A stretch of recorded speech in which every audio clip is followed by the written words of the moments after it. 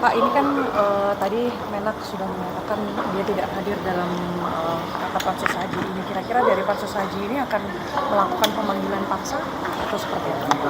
Baik, saya infokan lebih terang ya bahwa hari ini itu bukan pansus. Hari ini itu rapat evaluasi dari Kementerian Agama kepada Komisi 8 sebagai pertanggungjawaban atas penyelenggaraan ibadah haji tahun 1445 Hijriah. Jadi ini bukan pansus ya, tapi ini adalah rapat evaluasi. Dan sesuai dengan Undang-Undang Republik Indonesia nomor 8 tahun 2019, itu memang di pasal 43 ayat 2, itu menteri wajib hadir secara fisik untuk memberikan laporan penyelenggaraan ibadah haji selambat-lambatnya 60 hari ya, setelah diselenggarakan. Kapan itu, kepada siapa? Kepada Presiden dan kepada DPR RI. Jadi kenapa saya tadi interupsi? Ya karena yang mesti mempertanggungjawabkan dan hadir adalah Menteri Agama, dan itu sudah diatur dalam undang-undang tersebut.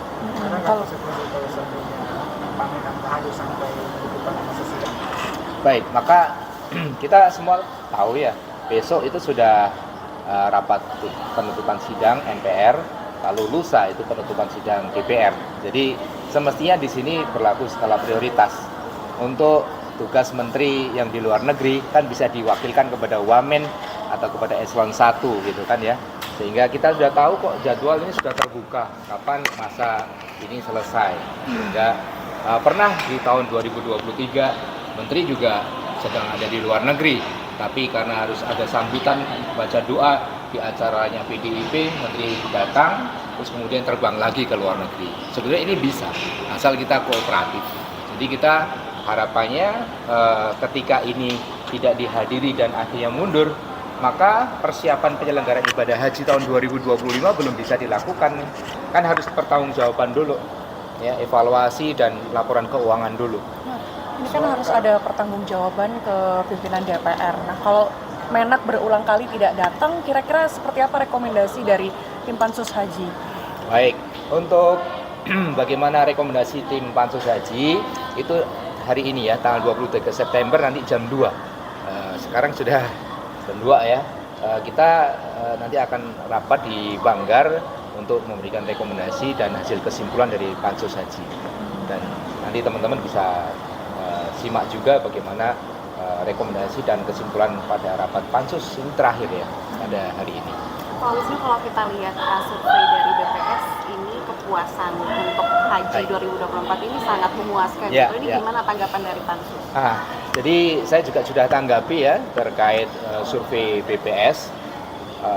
Itu kami pertama apresiasi dulu bahwasanya ada penyelenggara negara yang juga concern kepada penyelenggara ibadah haji. Namun kita semuanya mesti memandang secara komprehensif ya, terkait kepuasan. Jamaah haji yang ditanya, yang disurvei itu kan baru pertama kalinya dia berangkat haji nih tahun ini. Jadi mestinya juga dibandingkan dengan tahun-tahun sebelumnya. Itu yang pertama. Yang kedua, yang disebut dengan jamaah haji adalah 5,3 juta jamaah haji yang mengantri, ini juga jamaah haji. Sekarang sudah disepakati tidak ada istilah calon jamaah haji. Mereka juga jamaah haji. Jumlahnya berapa? 5,3 juta jamaah. Mereka juga harus ditanya dong terkait slot yang kemudian mestinya dia bisa pakai tetapi dialihkan kepada haji khusus. Ya. Dan kami pansus haji tetap akan jalan terus, buktinya hari ini kita akan ngambil rekomendasi dan kesimpulan sehingga ya tidak terintervensi dengan kesimpulan bahwasanya penyelenggaraan kemarin itu memuaskan. Fokus perhatian kami, jadi kalau saya analogikan, ini BPS dalam rapot nih hanya melihat pelajaran fisika, matematika. Tapi kami kan juga melihat bagaimana PPKN-nya, bagaimana pendidikan agamanya secara menyeluruh gitu loh.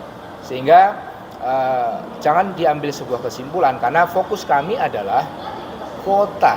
Bagaimana dengan kuota yang jumlahnya 241.000 itu 92%-nya mestinya menambah kepada jamaah haji reguler, tetapi diambil 50-50 kan kepada haji khusus, orang yang punya uang yang jauh lebih banyak. Sementara antrian ini 48 tahun loh, ya kan?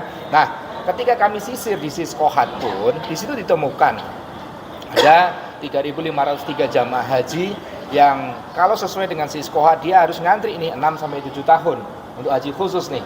Tetapi sekian ribu orang itu 0 tahun dia bisa berangkat.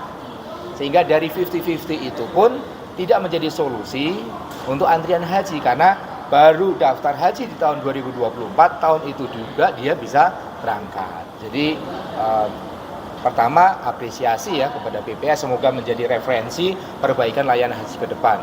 Tapi kami dari DPR RI memandang secara komprehensif ya tentang kuota, tentang layanan haji dan aturan Siskohat yang harus kita perbaiki karena bukan sistem namanya kalau bisa dimajukan dan bisa dimundurkan. Oke. Ini merupakan rapat terakhir ya. Artinya berarti tidak ada lagi pemanggilan untuk tidak agama. Apakah nanti itu masuk juga dalam bagian rekomendasi dan kesimpulan tidak kehadiran dia selama ini?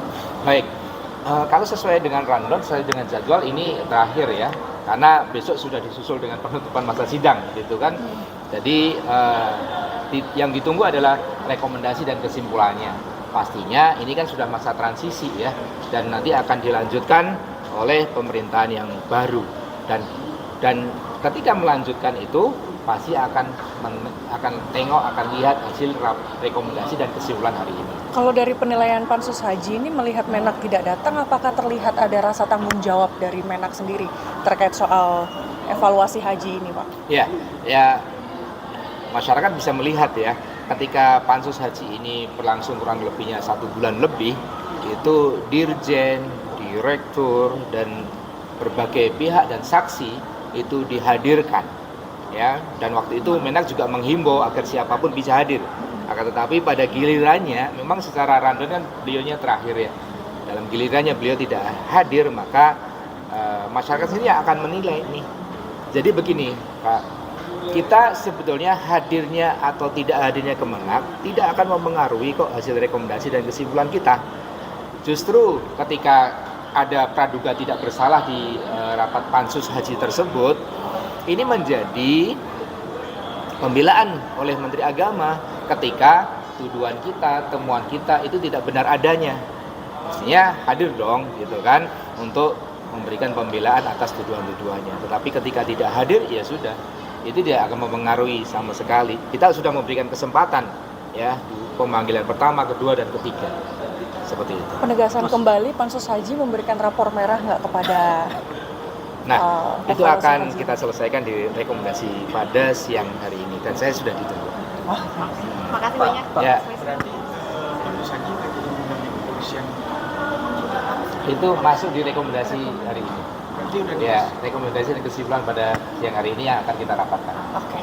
Siap. Begitu? Pak, satu lagi untuk opsi tadi tawaran online itu gimana kemungkinannya Pak? Kalau di undang-undang yang disebutkan itu hadir secara fisik ya, hadir secara fisik dan melaporkan.